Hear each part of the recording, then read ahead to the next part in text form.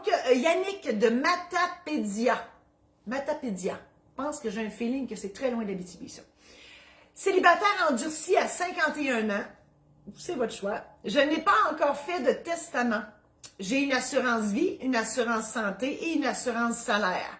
Si je décède, ma mère héritera des sommes amassées car j'ai mis tout ça à son nom.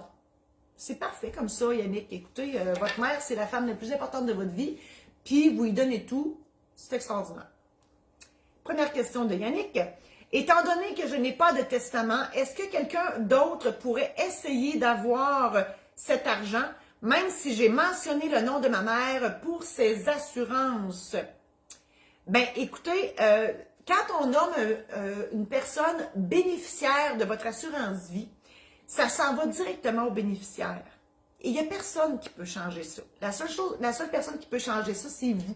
Donc, par votre testament, vous pouvez modifier soit directement dans votre assurance vie à l'aide de votre courtier d'assurance, de votre conseiller en sécurité financière, qui va faire la modification avec un avenant, qui est une modification, un peu comme un codicile pour un testament, mais vous n'avez pas besoin de notaire pour faire ça, ou vous faites une modification de bénéficiaire dans votre testament. Donc, d'une façon ou de l'autre, ça sera la personne que vous déciderez. Dans votre cas, vous avez dit que c'était votre mère. C'est parfait. Et deuxième question, comme je ne possède rien d'autre, devrais-je quand même faire un testament et la mettre comme héritière? Certainement. Parce que c'est pas vrai qu'on n'a rien en vie.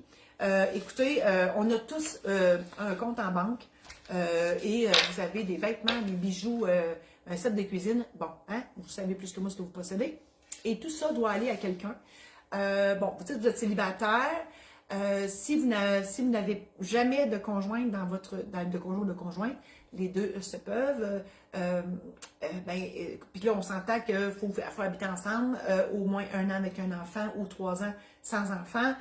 Donc, si vous ne qualifiez pas comme conjoint de fait, puis que vous ne vous mariez pas parce que j'ai un feeling que c'est pas dans vos visées, et qu'à votre décès, ben, il y a votre mère, puis mettons vos frères et sœurs. Ben, oh non, vous avez dit, vous étiez, je sais plus. Puis là, j'ai plus ma carte. Regarde, hein, j'ai tout placé mes cartes d'avance, là, puis là, je me fais pogner les culottes baissées, là. Yannick, t'es-tu enfant unique, toi? Oh, on le sait pas. On le sait pas. Bon, si Yannick, t'es enfant unique, bon, je viens de tutoyer Yannick. C'est le même. Ben, ça sera ta mère qui héritera de tout. Si par contre, tu as des frères et sœurs, ben, ça sera moitié-moitié entre ta mère et tes frères et sœurs. Voilà. Et s'il y a des frères ou des sœurs qui sont décédés, qui ont des enfants, la part du frère ou de la sœur décédée s'en ira à ses propres enfants, donc à tes neveux et nièces. Voilà, c'est ça. On appelle ça la dévolution légale.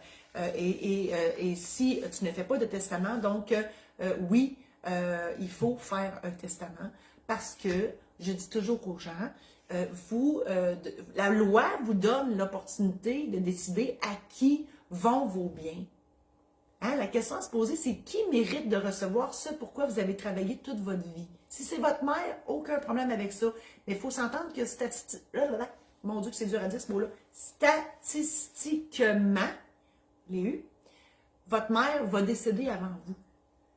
Donc, puis si vous voyagez avec votre mère, puis vous avez tous les deux un accident, puis vous mourrez tous les deux dans le même événement, mais là, c'est autre chose. Hein? Donc, voilà. Je vous invite à consulter mon site internet marie-josée-saint-laurent.com. Sur ce site, je vous offre des programmes en ligne qui vous aident à vous faire une tête sur le testament, le mandat d'inaptitude, l'aide médicale à mourir, le mariage, autant la célébration que ce qu'il faut savoir avant de se marier, les règlements de succession si malheureusement vous avez perdu quelqu'un. Si vous vous apprêtez à acheter une première maison, j'ai un beau programme en ligne qui s'appelle La Trousse Protège-toi, toi, T-O-I-T, hein, avec le petit accent complexe du toit, le toit, sur le I.